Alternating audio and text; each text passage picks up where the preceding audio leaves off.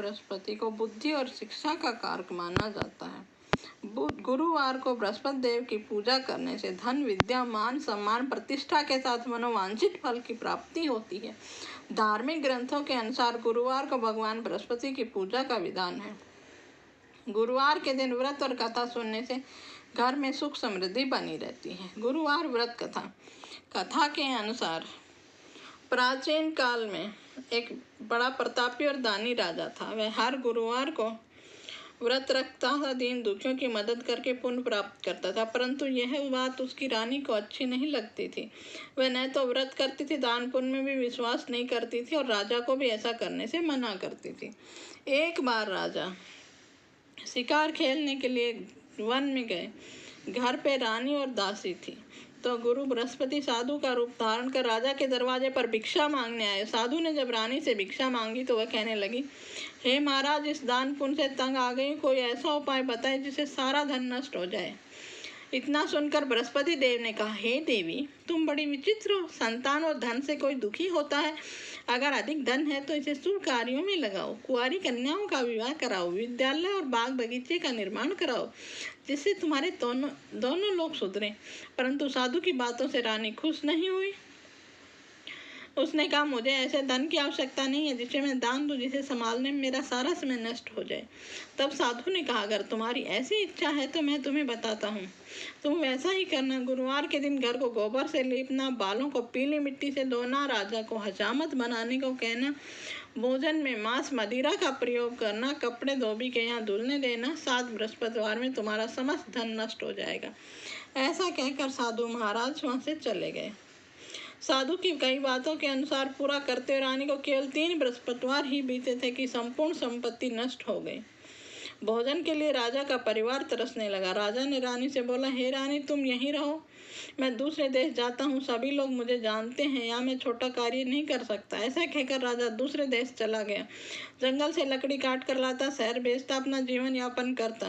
राजा के प्रदेश जाते रानी दुखी रहने लगी। 7 दिन तक रानी और दासी को बिना भोजन के रहना पड़ा। तो दासी से कहा, पास के नगर में मेरी बहन है, उसके धनवान जाओ, उससे कुछ मांग ला ताकि गुजर बसर हो जाए। रानी की दासी बहन के पास गई। उस दिन गुरुवार था। उसने बृहस्पतिवार की कथा सुन रही थी। रानी का संदेश दिया। रानी की बहन ने उत्तर नहीं दिया तो रानी बहुत दुखी हुई। उसे क्रोध भी आया। दासी ने वापस आकर रानी को सारी बात बता दी। रानी ने अपने भाग्य को कोसा और बहन ने सोचा कि उसकी दासी आई थी, मैंने कोई जवाब नहीं दिया। कथा सुनकर पूजा समाप्त करके बहन के घर आई और कहने लगी, हे बहन, मैं बृहस्पतिवार का व्रत कर रही थी, तुम्हारी दासी मेरे घर आई थी, परंतु जब तक कथा होती न उठते हैं न बोलते हैं, इसलिए मैं न बोली। रानी बोली, तुमसे क्या छिपाऊं, हमारे तो खाने का अनाज भी नहीं है। कहते कहते रानी की आंखें भर आई। उसने दासी समेत 7 दिन भूखे रहने की बात कही, अपनी बहन को बताई। बहन बोली, भगवान बृहस्पति सबकी कामना पूर्ण करते हैं, देखो तुम्हारे घर में अनाज रखा होगा। पहले तो रानी को विश्वास नहीं हुआ। दासी को अंदर भेजा तो सचमुच अनाज का घड़ा भरा था। दासी रानी के कहने लगी, हे रानी, हमको भोजन नहीं मिलता था, हम व्रत ही करते थे, इसलिए क्यों न इनसे व्रत की कथा विधि पूछ लें ताकि हम भी व्रत कर सके।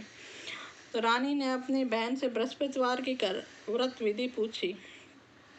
बहन ने बताया, बृहस्पतिवार के व्रत में चने की दाल, मुनक्का, केले की जड़ में अर्पित करें और दीपक जलाएं, कथा सुने, पीला भोजन करें।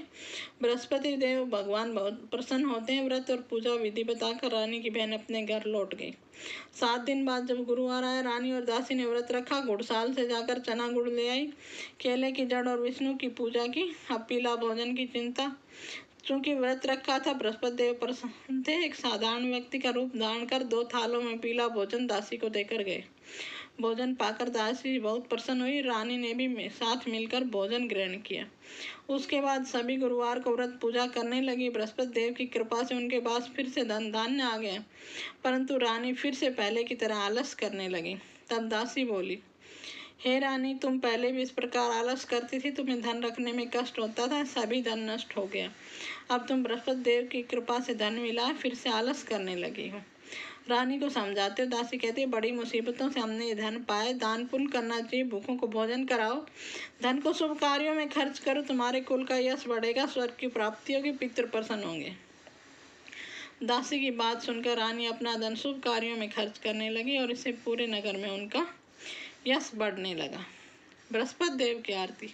ओम जय बृहस्पति देवा, स्वामी जय बृहस्पति देवा, छिने छिने भोग लगाऊं, छिने भोग लगाऊं, कदली फल मेवा। ओम जय बृहस्पति देवा, तुम पूर्ण परमात्मा, तुम अंतर्यामी, जगत पिता जगदीश्वर, तुम सबके स्वामी। चरणामत निज निर्मल, सब पातक हरता, सकल मनोरथ दायक, कृपा करो भरता।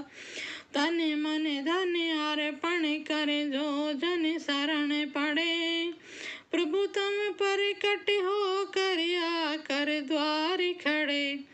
दीन दयाल दयानिधि, भक्तन हितकारी, पाप दोष सब हरता, भव बंधन हारी। सकल मनोरथ दायक, सब संशय हारो, विषय विकार मिटाओ, संतन सुखकारी।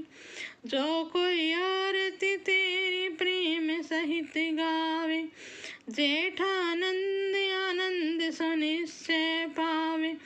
ओम जय बृहस्पति देवा, स्वामी जय बृहस्पति देवा, छिन छिन भोग लगाऊं, कदली फल मेवा।